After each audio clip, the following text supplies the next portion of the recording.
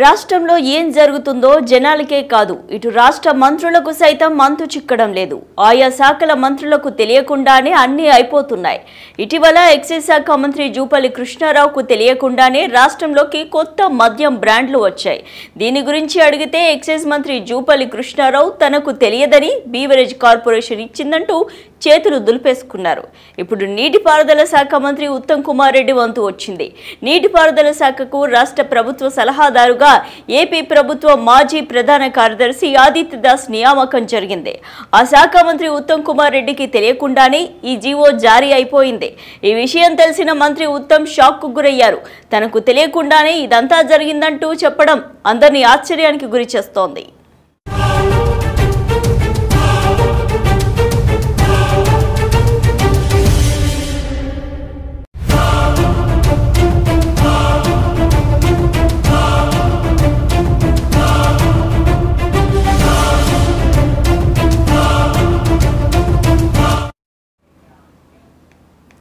రాష్ట్రంలో ఏం జరుగుతుందో జనాలకే కాదు ఇటు రాష్ట్ర మంత్రులకు సైతం అంతు చిక్కడం లేదు. ఆయా శాఖల మంత్రులకు తెలియకుండానే అన్నీ అయిపోతున్నాయి. ఇటీవల ఎక్సైజ్ శాఖ మంత్రి జూపల్లి కృష్ణారావుకు తెలియకుండానే రాష్ట్రంలోకి కొత్త మద్యం బ్రాండ్లు వచ్చాయి. దీని గురించి అడిగితే ఎక్సైజ్ మంత్రి జూపల్లి కృష్ణారావు తనకు తెలియదని బీవరేజ్ కార్పొరేషన్ ఇచ్చిందంటూ చేతులు దులిపేసుకున్నారు ఆయన. ఇప్పుడు నీటిపారుదల శాఖ మంత్రి ఉత్తమ్ కుమార్ రెడ్డి వంతు వచ్చింది. నీటిపారుదల శాఖకు రాష్ట్ర ప్రభుత్వ సలహాదారుగా ఏపీకి చెందిన ప్రభుత్వ మాజీ ప్రధాన కార్యదర్శి ఆదిత్య దాస్ నియామకం జరిగింది. ఆ శాఖ మంత్రి ఉత్తమ్ కుమార్ రెడ్డికి తెలియకుండానే ఈ జీవో జారీ అయిపోయింది. ఈ విషయం తెలిసిన మంత్రి ఉత్తమ్ షాక్ కు గురయ్యారు. తనకు తెలియకుండానే ఇదంతా జరిగిందంటూ చెప్పడం అందరినీ ఆశ్చర్యానికి గురి చేస్తోంది. ఇక ఇదే అంశానికి సంబంధించి మరిన్ని డీటెయిల్స్ మా ఎగ్జిక్యూటివ్ ఎడిటర్ ప్రభాకర్ అందిస్తారు. ప్రభాకర్, చెప్పండి, అసలు రాష్ట్రంలో మంత్రుల పరిస్థితి ఏంటి? ఎవరికీ తెలియకుండానే ఈ జీవోలన్నీ రావడాన్ని ఎలా చూడాలి అంటారు? సుష్మా, రాష్ట్రంలో ప్రభుత్వం ఉంది, ఒక ముఖ్యమంత్రి ఉన్నాడు, 11 మంది మంత్రులు ఉన్నారు. కానీ వాళ్ళు ఎవరు ఏ పని చేస్తున్నారు, వాళ్ళకి ఎవరు ఆదేశాలు ఇస్తున్నారు, అసలు పనులు వాళ్ళే చేస్తున్నారా, ఫైళ్ళ మీద సంతకాలు వాళ్ళే చేస్తున్నారా అనేది కూడా అర్థం కాని పరిస్థితి ఉన్నది. ఈ శాఖ ఆ శాఖ అని లేదు, అన్ని శాఖల్లో అదే పరిస్థితి ఉన్నది. ఏ మంత్రి కూడా పలానా ఇప్పుడు ఒక శాఖకు సంబంధించి ఏదైనా ఇష్యూ వచ్చినప్పుడు ఆ శాఖ మంత్రి బయటకు వచ్చి మాట్లాడాలి, వెంటనే దాని మీద ఒక క్లారిఫికేషన్ ఇవ్వాలా, సమస్య ఇది ఉన్నది, దీని మీద ఇది జరుగుతున్నది, మేము తీసుకుంటున్న చర్య ఇదని చెప్పాలి. కానీ మన రాష్ట్రంలో విచిత్రమైన పరిస్థితి ఏంటంటే ఎవరు ముందుకు వచ్చి మాట్లాడే పరిస్థితి లేదు, ఎవరో ఒకరిద్దరు తప్ప. పర్ఫెక్ట్ ఈ సమస్య గురించి మంత్రి, ఈ శాఖకు సంబంధించిన మంత్రి ఈయన వచ్చి మాట్లాడింది లేదు.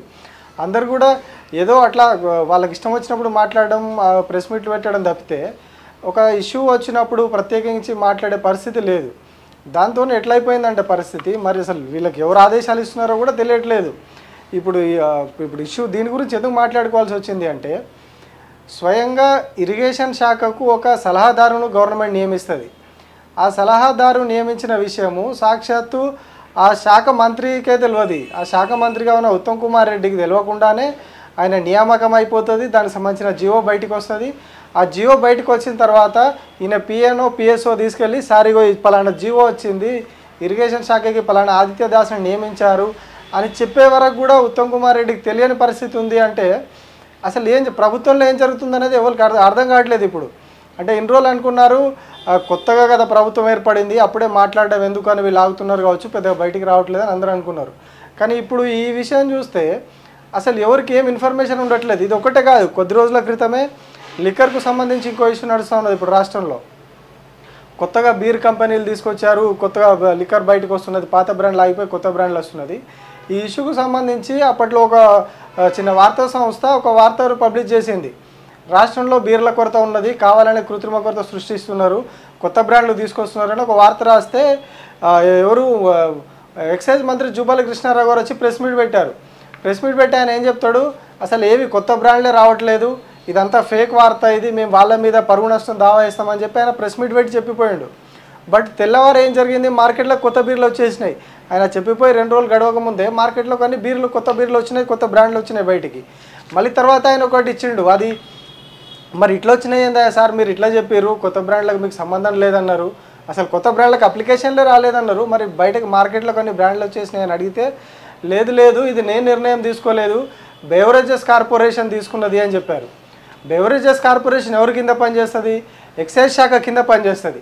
ఎక్సైజ్ మంత్రికి తెలియకుండా, ఎక్సైజ్ మంత్రికి కనీసం సమాచారం లేకుండా బెవరేజెస్ కార్పొరేషన్ అనేది కొత్త కంపెనీలకు అనుమతి ఇవ్వడం కానీ వాళ్ళ లిక్కర్ని కొనుగోలు చేయడం కానీ జరగదు. కానీ ఇక్కడ జరిగిపోయిందని స్వయంగా మంత్రి చెప్పిండు, ఒక లెటర్ రాసిండు ఆయన. అదేదో గాలికి వచ్చిన వార్త కూడా చిట్చాట్లో చెప్పిన వార్త కాదు, స్వయంగా రాతపూర్వకంగా ఆయన సంతకంతో ఒక లెటర్ బయటకు వస్తుంది. ఏమని? బెవరేజెస్ కార్పొరేషన్ వాళ్ళు తీసుకున్నారు నిర్ణయం, మాకు తెలియదు అని చెప్పేసి. అంటే అసలు ఎవరు జరుగుతున్నది, ఎవరు నిర్ణయాలు తీసుకుంటున్నారు మంత్రికి తెలియకుండా? ఇక్కడ ఇరిగేషన్ శాఖ మంత్రికి తెలియకుండా ఇరిగేషన్ సెక్రటరీ వస్తాడు, అక్కడ లిక్కర్కి సంబంధించి కొత్త కంపెనీల పర్మిషన్లకు సంబంధించి ఎవరికి మన ఎక్సైజ్ మంత్రికి తెలియదు. ఇట్లా కొత్తగా చేస్తున్నాయి అన్నీ. అందుకే అసలు వీళ్ళకి ఎవరు ఆర్డర్స్ ఇస్తున్నారు, ఎక్కడి నుంచి వీళ్ళ రిమోట్ కంట్రోల్ అంతా ఎక్కడ నడుస్తున్నది? జస్ట్ వీళ్ళు పేరుకే మంత్రులు ఉన్నారా అని సోషల్ మీడియాలో అన్ని విమర్శలు వస్తున్నాయి. బట్ వాళ్ళైతే దీని మీద స్పందిస్తలేరు పెద్దగా. సుష్మా, ప్రభాకర్, ఇప్పుడు ఒక్కరే నిర్ణయం తీసుకుంటున్నప్పుడు ఎవరు నిర్ణయాలు తీసుకుంటున్నారో క్లారిటీ లేనప్పుడు ఈ మంత్రులు, మంత్రిత్వ శాఖలు ఎందుకు? ప్రభుత్వం దీనిపైన సమాధానం చెప్పే అవసరం లేదా? మంత్రులు దీనిపైన క్లారిటీ ఏమిస్తున్నారు? కేవలం చేతులు దులిపేసుకుంటున్నారు తప్ప అసలు ఈ విషయం పైన స్పష్టత ఎవరిస్తారు? అసలు ఎప్పుడు వస్తుంది? అయితే సుష్మా, ఇక్కడ ఎట్లా తయారైందంటే రాష్ట్రంలో మంత్రివర్గ పరిస్థితి, ఇప్పుడు ఒకసారి మనం ఒక నెల 2 నెలల కింద ఈ విషయాలు కూడా మాట్లాడుకుందాం. ఒకసారి సమ్మర్లో రాష్ట్రంలో చాలా తీవ్రమైన కొరత వచ్చింది, సాగునీళ్ళకి కావచ్చు, మేజర్గా మంచినీళ్ళకి చాలా తీవ్రమైన కొరత వచ్చింది. దానికి సంబంధించి అడ్రస్ చేయాల్సింది ఎవరు? పంచాయతీరాజ్ శాఖ మంత్రి పరిధిలో ఉంటుంది తాగునీటి వ్యవస్థ అనేది. దానికి సంబంధించి పంచాయతీరాజ్ శాఖ మంత్రి వచ్చి ఒక ప్రెస్ మీట్ పెట్టో లేకుంటే ఒక మీటింగ్ పెట్టి చెప్పాలి, మేము ఈ చర్యలు తీసుకుంటున్నాము, ఇక్కడ సమస్య ఉన్నది, ఇన్ని నీళ్ళు ఇస్తున్నాము, ఇట్లున్నదని చెప్పాలి. బట్ ఆమె ఏ రోజు మాట్లాడలేదు. కానీ ఎవరు మాట్లాడతారు? పొన్నం ప్రభాకర్, ఆయన హైదరాబాద్ ఇన్ఛార్జ్ మినిస్టర్గా ఉన్నారు, ఆయన రవాణా శాఖ మంత్రి, ఆయన హైదరాబాద్కి ఇన్ఛార్జ్ మినిస్టర్గా ఉన్నారు. హైదరాబాద్ నీటి సరఫరాకు సంబంధించి ఆయన ఒక రివ్యూ పెడతారు. ఓన్లీ హైదరాబాద్ సంబంధించి ఆయన రివ్యూ పెట్టేసుకొని మాట్లాడుకొని ఆయన ఇన్ఛార్జ్ మంత్రి కాబట్టి ఆయన వెళ్ళిపోతారు. బట్ రాష్ట్రం అంతా నీళ్ళ సమస్య ఉంది. ఊర్లలో మన లేడీస్ అందరూ బిందెలు పట్టుకొని మళ్ళీ నల్లాల కాడ రోడ్ల మీద కొట్లాడే పరిస్థితి వచ్చింది, ట్యాంకర్ల కాడ కొట్లాడే పరిస్థితి వచ్చింది.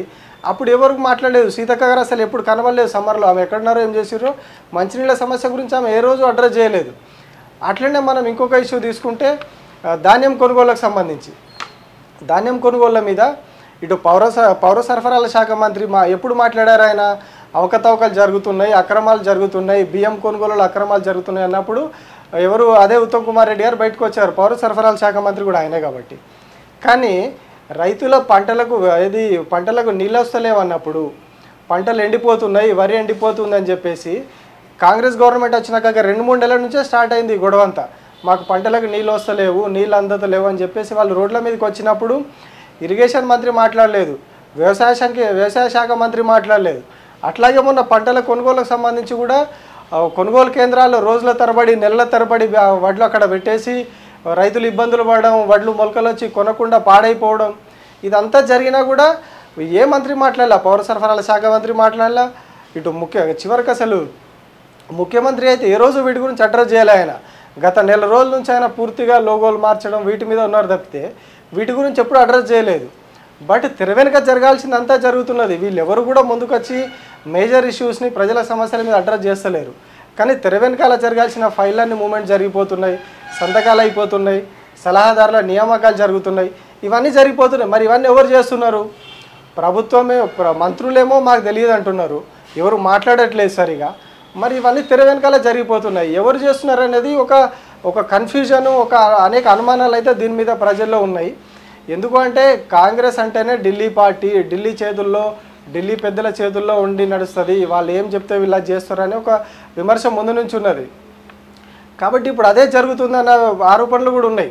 కంప్లీట్గా ఢిల్లీలో ఉన్న పెద్దలు కేసీ వేణుగోపాల్ కావచ్చు, అట్లాగే ఇప్పుడు రాష్ట్రంలో ఇన్ఛార్జ్గా ఉన్నటువంటి దీపాదాస్ మున్షి గారు కావచ్చు, ఢిల్లీ పార్టీ పెద్దలు సోనియా గాంధీ, రాహుల్ గాంధీ, వీళ్ళు కావచ్చు, కంప్లీట్గా వాళ్ళు ఏం చెప్తే వీళ్ళ చేస్తున్నారు. ఢిల్లీలో ఉన్న పెద్దలు దీపాదాస్ మున్షికి చెప్తున్నారు, ఆమె అధికారులకు డైరెక్ట్ ఆదేశాలు ఇస్తున్నారు, ఆమె చెప్పేస్తున్నది, ఫైల్స్ మూవ్ అయిపోతున్నాయి అనే విమర్శ అయితే ఉన్నది. మంత్రులకు కానీ వీళ్ళకి కానీ స్పెసిఫిక్గా ఇన్ఫర్మేషన్ వెళ్ళట్లేదు. వీళ్ళు నిర్ణయాలు తీసేసుకొని అక్కడి నుంచి రాగానే వీళ్ళు ఫైల్స్ సంతకాలు పెట్టేసి బయటికి ఇచ్చేస్తున్నారనే విమర్శలు వస్తున్నాయి.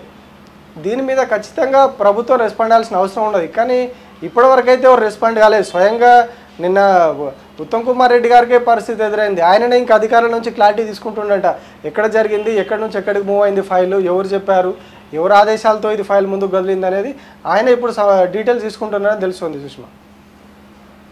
Right, thank you Prabhakar. రాష్ట్రంలో ఏం జరుగుతుందో జనాలకే కాదు రాష్ట్ర మంత్రులకు సైతం అంతు చిక్కడం లేదు. ఆయా శాఖల మంత్రులకు తెలియకుండానే అన్నీ అయిపోతున్నాయి. ఇటీవల ఎక్సైజ్ శాఖ మంత్రి జూపల్లి కృష్ణారావుకు తెలియకుండానే రాష్ట్రంలోకి కొత్త మద్యం బ్రాండ్లు వచ్చి పడ్డాయి. దీని గురించి అడిగితే ఎక్సైజ్ మంత్రి జూపల్లి కృష్ణారావు తనకు తెలియదని, తనకన్నా ఎక్సైజ్ శాఖ కింద పనిచేసే బీవరేజ్ కార్పొరేషన్ ఇచ్చిందంటూ ఆయన చేతులు దులిపేసుకున్నారు.